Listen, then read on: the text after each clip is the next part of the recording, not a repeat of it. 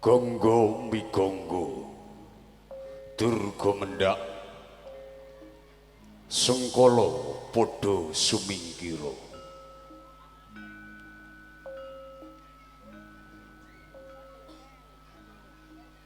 rahayu rahayu rahayu sagung dumadi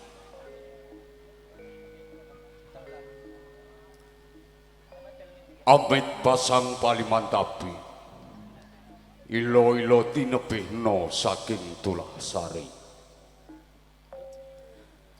tinebihno saking siku dendaning Sang Yang Maha Kawasa nuwun kula nuwun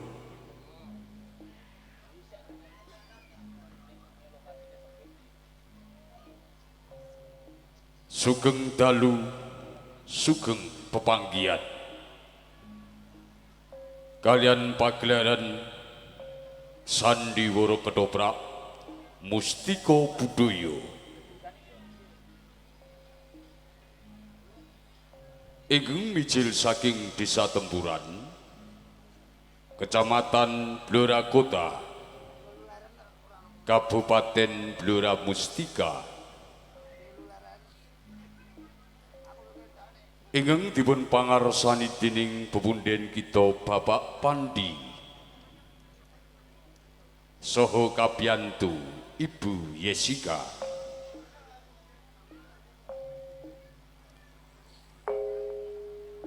perwakaning pagelaran arupi tari budaya Srimpi ingkang sampun dipun ayati seniman seniwati saking keluarga ageng Sandiwara Ketoprak Mustika Budaya pinarung ungling gongso Kiai Gajah Seto saha pangrawit Mustika Laras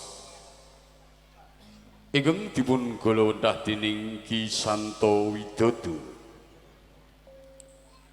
ugi pangliing Surawati Ibu Satun mugi-mugi saged damel renaning penggalih andika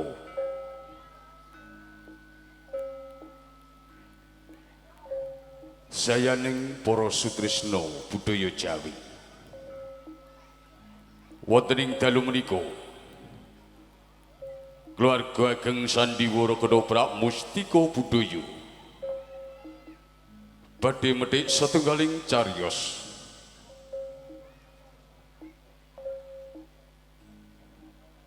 sejarah Kraton Bandaralik dalu menika babar lampahan Klono Joko Iman Tukiur jumeneng ratu kanthi ira-ira Pangeran Gondo Kusumo Larung.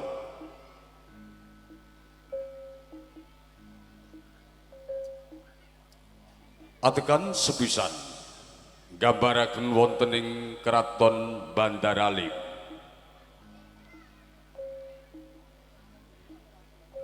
Prabu Abdul Asmoro Supi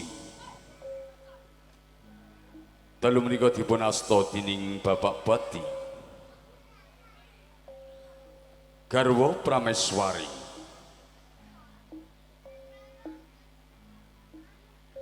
dipun ayahi dening Ibu Wati Wulandari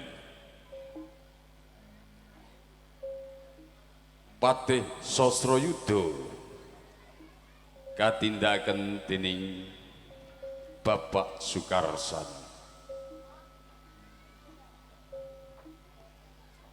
Pangeran Gondo Kusumo pinangka telenging cariyos ing dalu menika dipun ayahi dening Bagus Jami.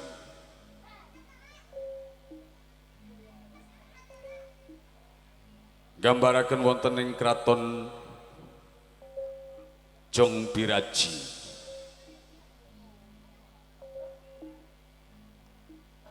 Klono Joko Iman Tukiur pinangka telenging cariyos ing dalu menika dipun asta dening Bapak Amin Wijaya.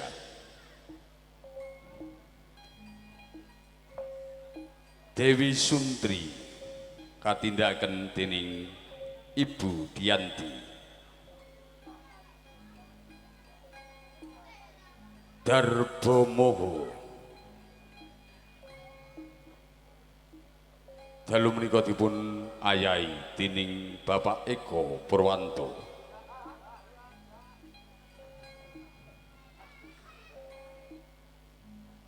Gambaraken wonten ing Kraton Gabah Budiman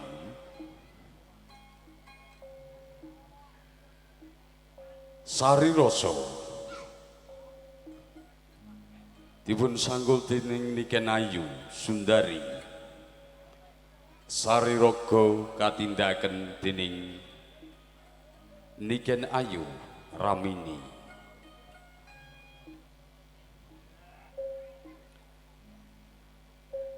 Gambaraken wonten ing Kadipaten Krendo Bumi Adipati Dosobau katindaken dening Bapak Bandung.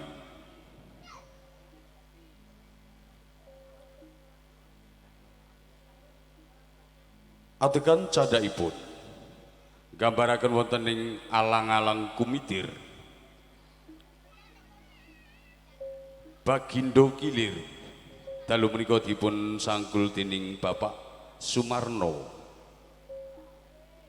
Senting Kemuni katindaken dening Bapak Kabul Budiono.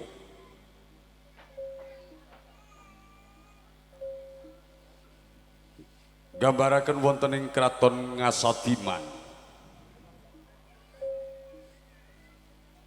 Kalpikowati dalu menika dipun asta dening Niken Ayu Murtini. Kadalepa katindaken dening Raga Mas Semit Wibisana. Kadaleka dipun ayati dening Bagus Haryanto. Dewi Nawa Kumala dipun sarirani dening Niken Ayu Yayu Wulandari. Sayaning para lenggah kakung miwah putri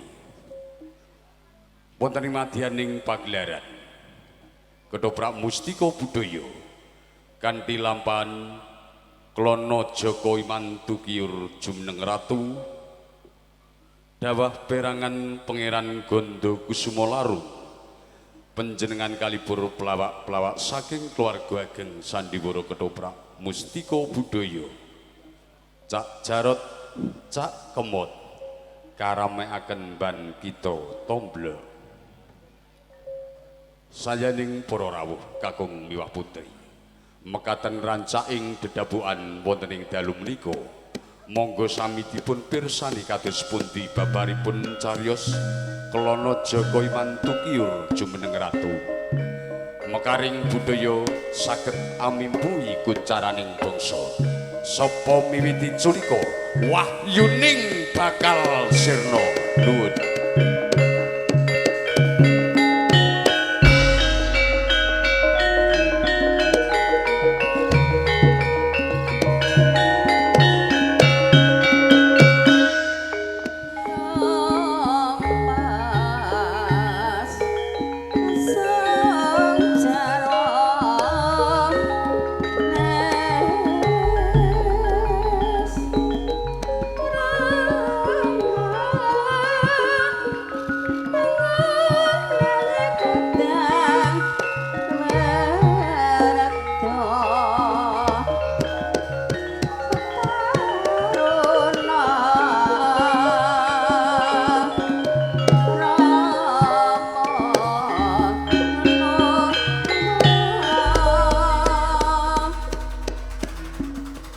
Samara pamore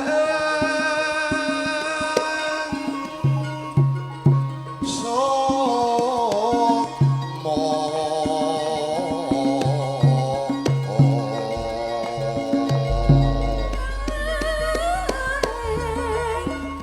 winuk moyo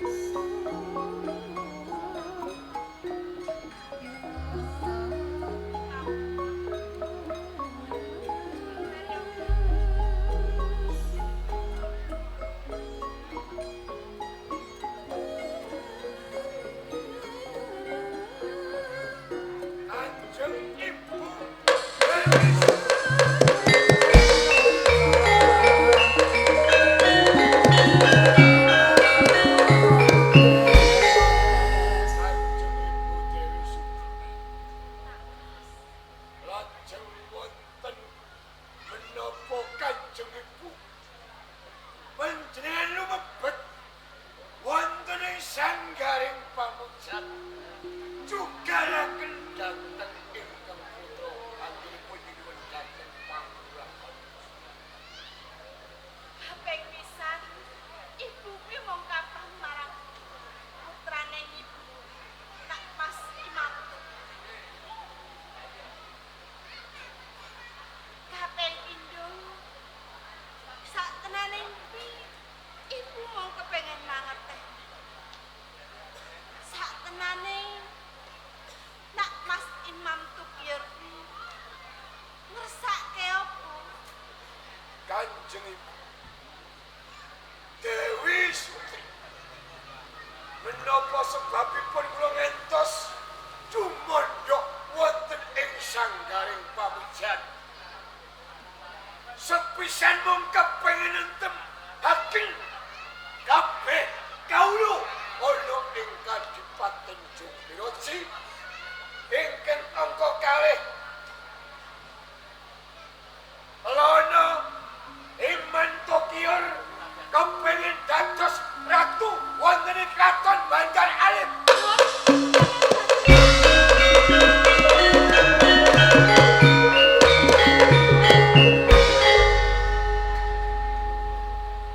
Pasar di Pati Imam. Apa ya bakal kelaku? Yen to Kang Sira kepengen dadi ratu.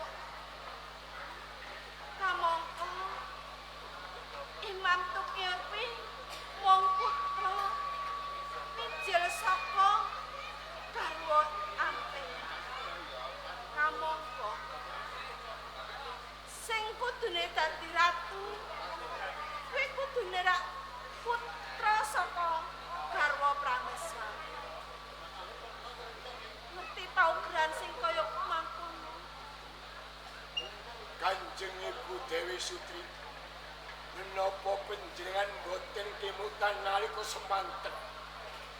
Saderengipun ingkang putra kaboyong wonten ing kraton Bandar Alim Kelana Joko Iman Tokior kudu dadi ratu ana ing kraton Bandar Alim. Kenging menapa kaya penyan amprat menawi kula nyuwun dhateng penyan supados kula dados ratu ing kraton Bandar Alim. Pancen Rama Murika Lesmana pangandika sing kaya mangkono. Kuwi sadurunge garwa Prameswari kuwi ngandhut nganti duweni peputra. Nanging saiki rak beda. Kula sapa pundi? Yen sliramu kepengin dadi ratu, ayo dicabarke. Pripun? Kula cabarke sampeyan iki wong tuwa.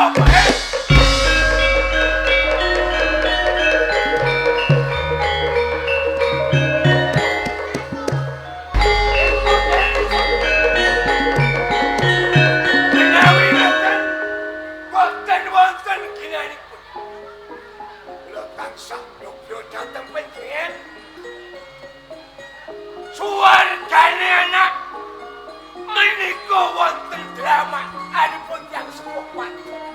Kamangka kula nika putra piyaniku.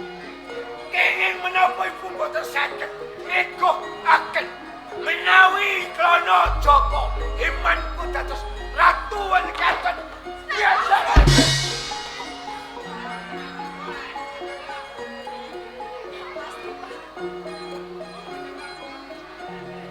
Ayo sing gedhe pangapura. Pancen ora iso budi kuwi. Kula siramu kepengin dadi ratu. Yen Kanjeng Ibu boten saged negokaken kula dados ratu ing kraton Bandar. Kunapa wonten ibu kaya sampeyan?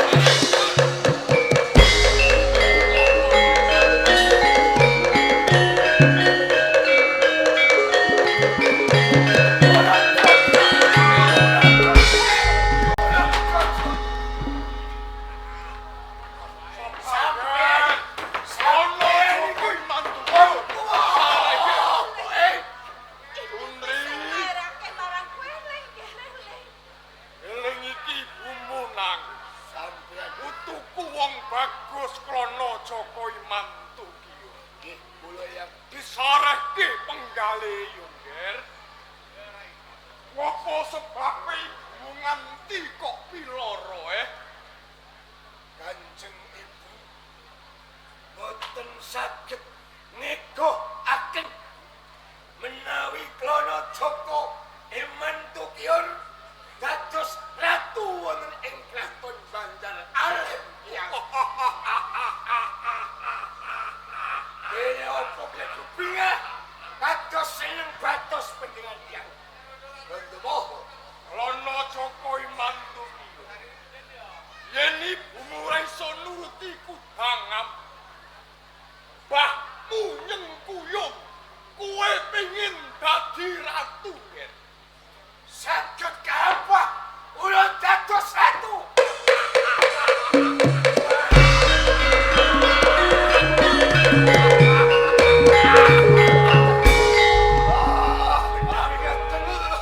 yang kula simbah kula ingkang tresno dhateng kula ning aja ngono yo Nger Klono Joko Imantu kiyo kula seneng ati kula nang enjang kamu disengkuyung mbah Nanging nuwun sewu Joko. Ing menapa pun jenengan pangandikan ingkang kados mekaten.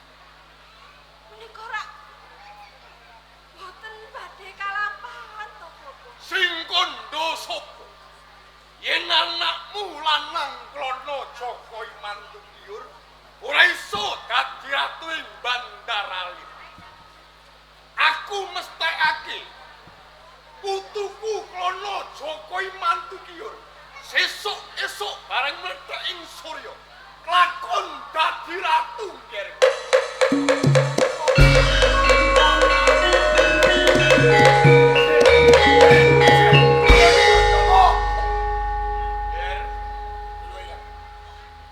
apa sebabe mbahmu netepke kowe dadi ratu ana ing Bandar Alim nadyan to kowe putra mijil saka garwa sore ning iki ana kekuatan wujute caraka utawa surat kerajaan jene bumi karo ramamu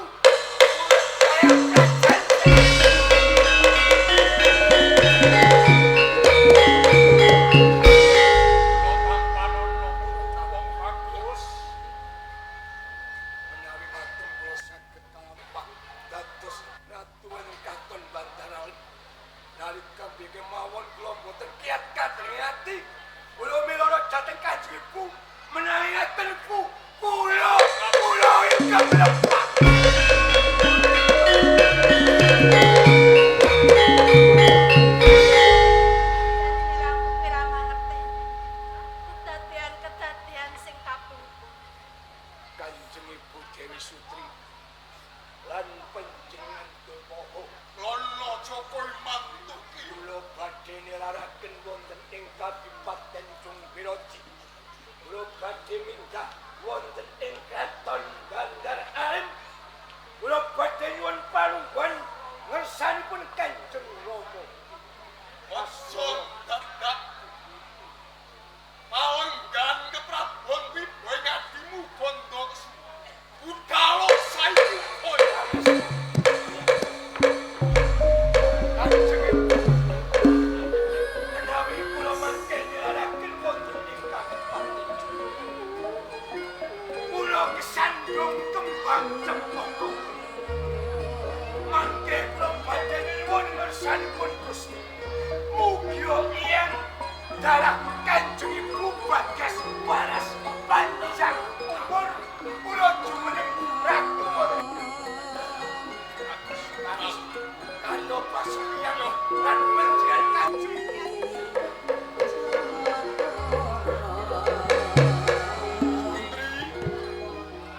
Mokal yen kowe ora ngerti ana anakku Dewi Sutri mongko esuk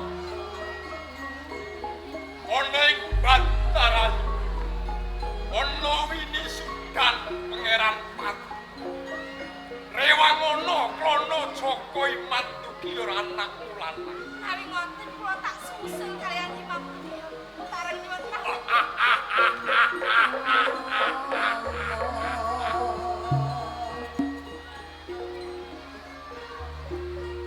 Ampulas poros. Kowe ora patut ratu-ratu Bantaran. Anakmu lanang. Anakmu lanang. Klono Joko mati. Sing lorot Palembang.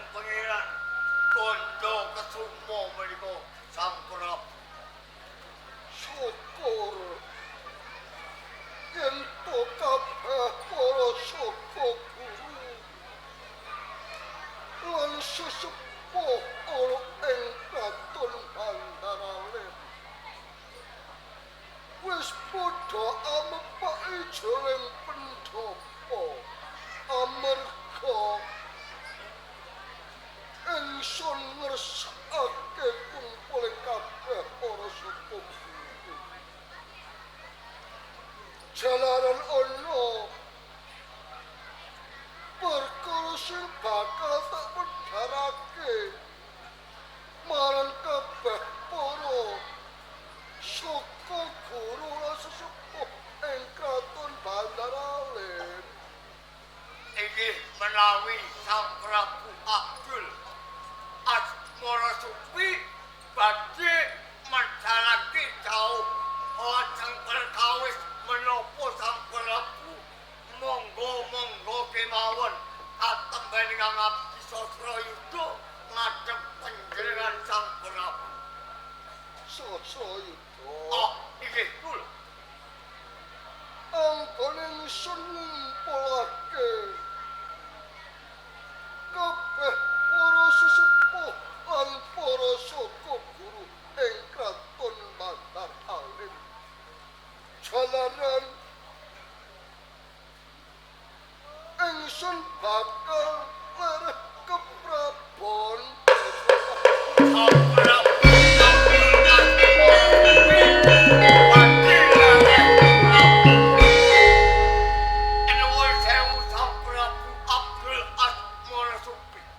menawi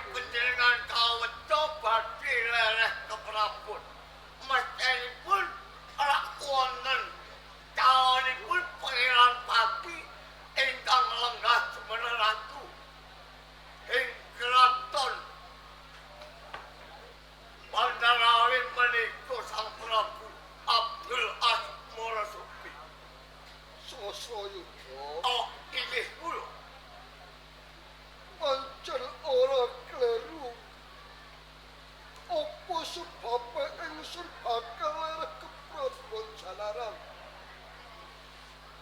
Ingsun wis yuswa sepuh. Wis rumangsa ngokro anggen ingsun. Ngobetake jantrane pamrentahan ing kraton Bantar Alim. Ibarate srengenge wis adoh saka petheke caket marang surpe. Mula ingsun bakal nemake keprabon kang minangka anggenteni anggone ingsun jumeneng ratu ing kraton Bantar Alim. Lajeng sinten Ratu? Kang ingsun piniji minangka anggenteni anggone ingsun jumeneng ratu ana ing kraton Bantar Alim. Ora ana loro jangkeping telu. Mung sawiji putraku Ganda Kesuma. Ajeng pangeran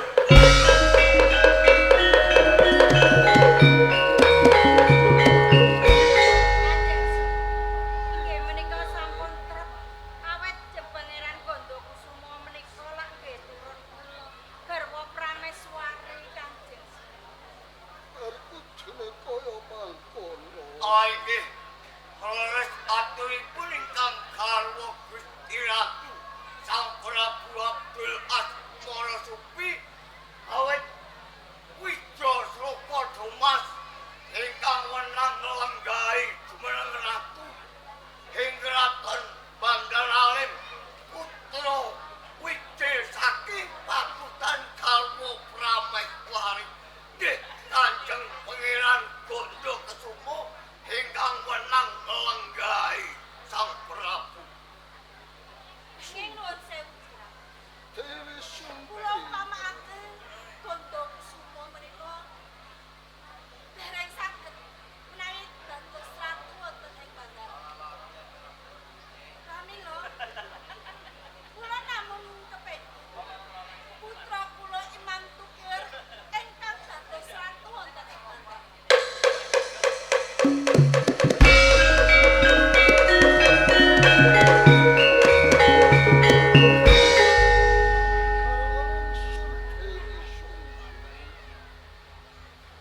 Mongko jumpuh widoning pangaranten sing wis karipta kang pantes anenggahe utawa jumeneng ratu kudune turas bapa raja ibu ratu. Menawi ngaten panjenengan ngukumi menapa ingkang dados kondang.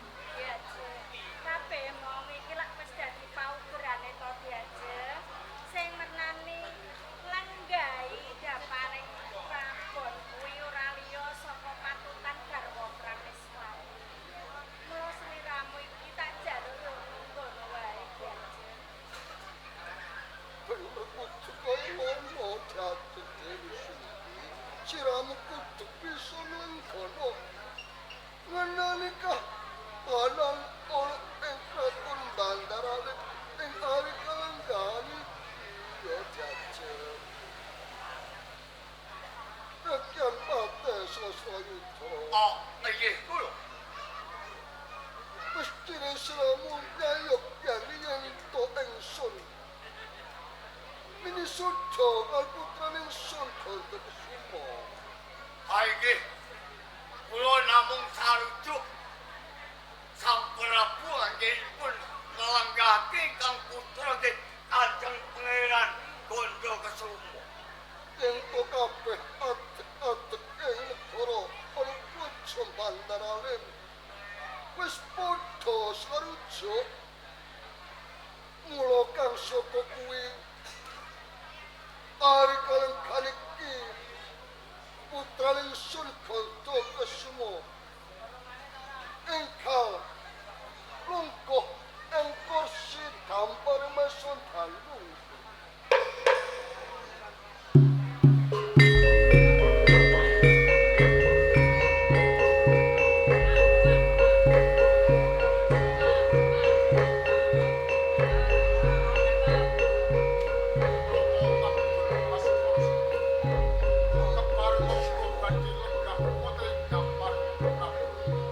wonten ing bandarane pun inggih pangestu sumenengahnya.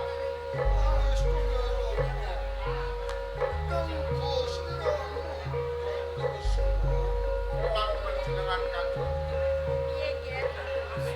Kula badhe nglenggah wonten gamparing keprabu. Pangestu panjenengan Kaya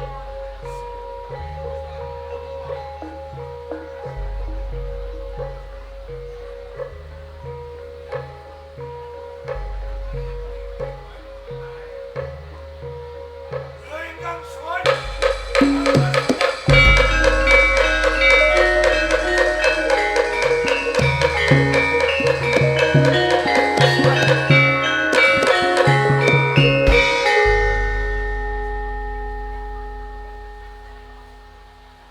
kula Joko Imantukiyo.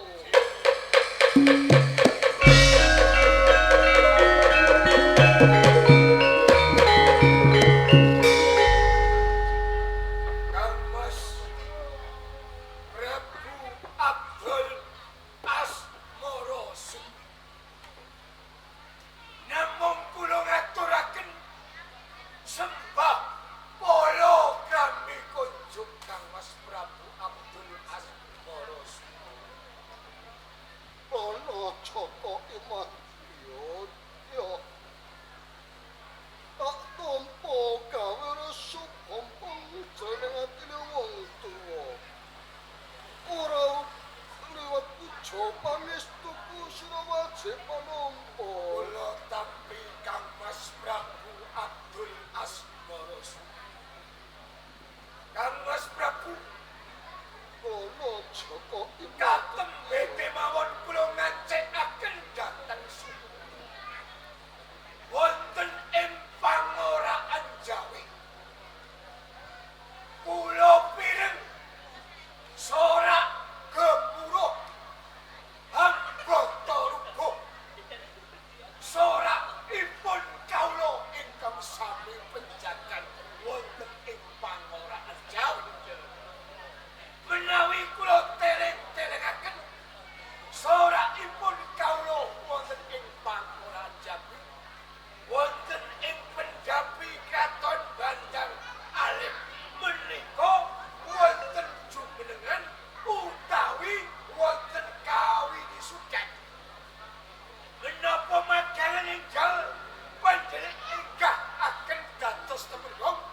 Menapa prajurit panjenengan inggah akan dados senopati Kang Mas Prabu Abdul Asmoroso? Ana Joko Imantukiyo. Ora kerusaka ing aturmu. Mentas wae ingsun. Ana jumenengan wisudan. Wisudan Pangeran Pati kono Joko Lajeng Imantukiyo. sinten ingkang panjenengan winisuda dados ratu wonten ing Kraton Bandar Alim Kang Mas Prabu? Kang ing kono ingsun piniji minangka anggenteni anggon ingsun jumeneng ratu ora ana loro cakepe telu mung sawiji kadangmu Gandha Kusuma. Yai Gandha Kusuma.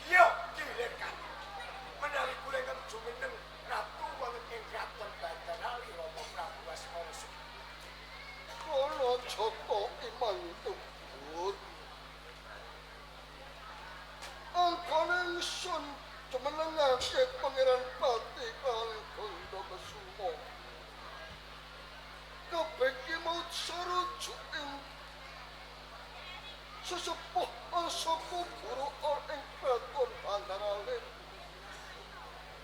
Mula ingsun netepake kadangmu Ganda Kesuma kang minangka jumeneng pangeran pati ana ing kraton Bandaralim.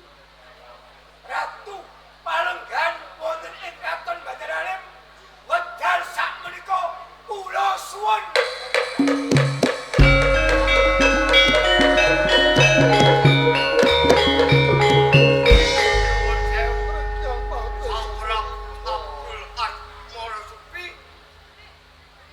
Menawi kepareng kula badhe rempah perkawis Kanjeng Adipati Kelana Joko Imang Dukyur boten nrimake perkawis ingkang kadang pribadi Kanjeng Adipati Kelana Joko Imang Dukyur ingkang jumenengake Pangeran Pati. Tak keparengake. Nuwun sewu Kanjeng Adipati Kelana Joko Imang Dukyur. Panjenengan menika bawa sawijining bupati ing Kabupaten Jomberan. Sepisan meskipun kebak ing kaweruh, ya kebak ing kasusastraan. Kamangka kala sirah para rakon sing wenang nglungguhi jumeneng ratu putra patutan saka garwa Prameswari ingkang midhirakaken Kanjeng Pangeran Ganda Kesuma. Benten kalih bedane manggon endi? Panjenengan menika namung putra ampeyan dados boten gadahi wenang gaduh ratu Bandaralim menika. Apa yen to turun ratu kudu iso dadi ratu? Macanipun wonten. Apa yen turun patih kudu putrane iso dadi patih? Dadi patih. Putra Temenggung putrane apa iso dadi Temenggung? Dadi Temenggung. Yen putra Bregengge nek putrane Bregengge sregep gone sinau mulang kaweruh iso kuliah iso dadi presiden. Kamu menapa sampun jangkep menawi Kyai Ganda Kesuma jumeneng ratu wonten ing kraton Bandaralim. Menika serat kekancingan Partisara wonten kraton Bandaralim. Menika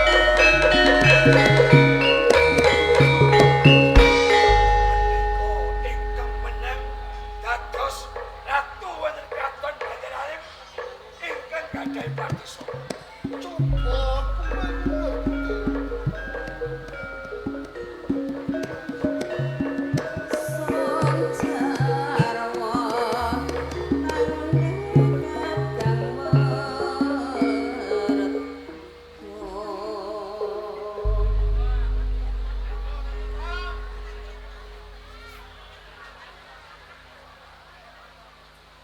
Ana Joko Imang Dukyur sing kok aturake karo Rama iki dadi Partisara nanging iki layak perjanjian.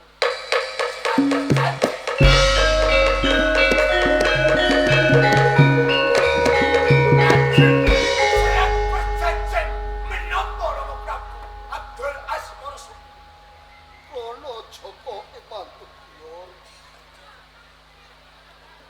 layang perjanjian iki dok rikala semana ibumu Dewi Sutri tak kersake minangka dadi garwa. Pancen semono Rama nate janji yen to Dewi Sutri darbe putra mijil jalu utawa mijil kakung bakal ingsun jumenengake ratu ing Bandaralim.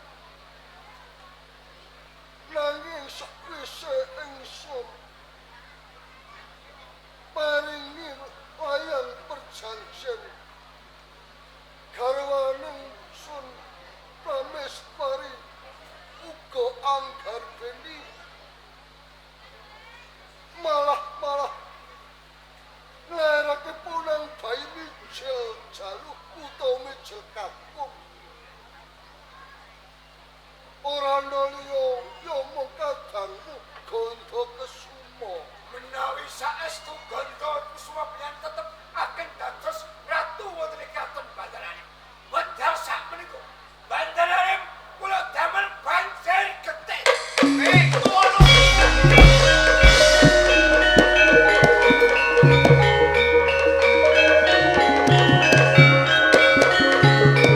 Sang Prabu Abdul Aziz Mora Supi sosro kula ngrumini dawuh timbalan Sang Prabu.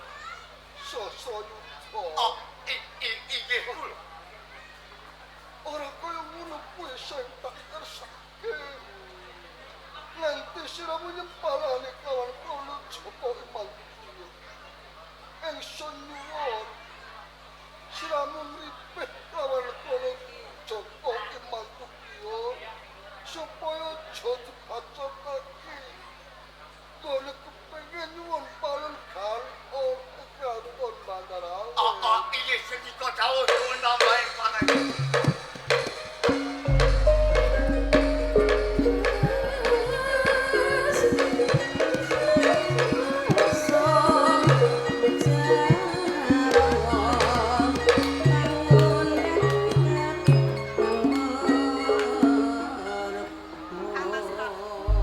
Yajeng Dewi Sutri Menapa panjenengan badhe nglebetaken dhateng putra panjenengan Imam Tukiyo?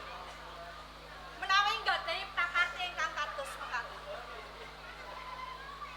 Dewi Sutri ora sakwistine yen to kono Joko Iman Tukiyo jumeneng ratu ing kraton Bandar Alim Panjenengan menika tasih emutan menapa ingkang dados pangandikan panjenengan. Ngantos panjenengan damel surat perjanjian menika. Panjenengan maos menawi surat perjanjian menika putra kula Imam Tukir ingkang dados ratu wonten ing Bandar Alim. Nanging ing menapa? Menapa ginanipun?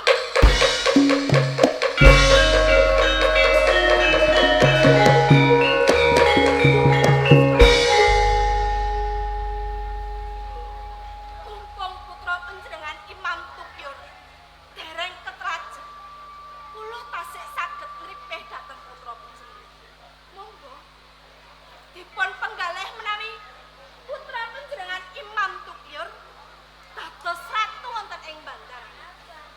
Jajeng Dewi Sutri ingsun iki ratu sabda pandhita ratu sabda sabdaning pandhita pangandikaning ratu dhateng wala-wali Panjenengan ngedikan ingkang kados mekaten. Menapa ginanipun surat perjanjian menika pangandika panjenengan? Wis to, Dia. Acep! Iki dudu perkaramu. Iki perkaraku kalian garwaku. Kowe ora sah melu-melu perkara iki. Kang Mas Prabu Sutri wis cukup saged nyambaraken menika menapa mboten? Dewi Sutri pancen tok rikala sepuluh aku nate janji nek sadurunge garwa Cukup! Aku ora maido. Aku ora maido kang artine putramu Imam Tukiyo ora dadi boyo kamu. Nanging yen ana apa-apane ning Bandar Alim, aja nutuh lawanmu. Piye,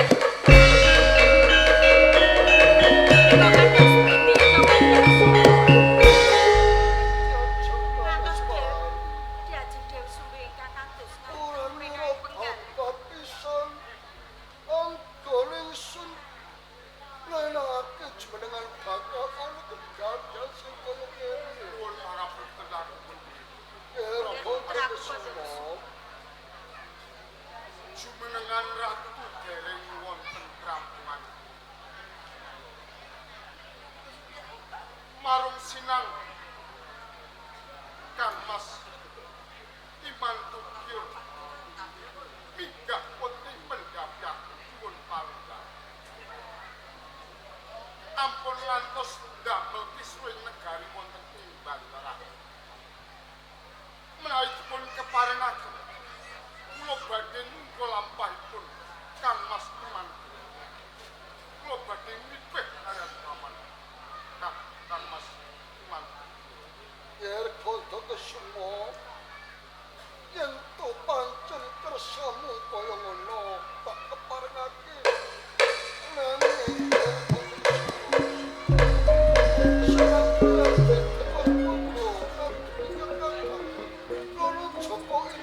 Iya, Ger, Kondo Kusuma sing ati-ati. Kaya kon bakal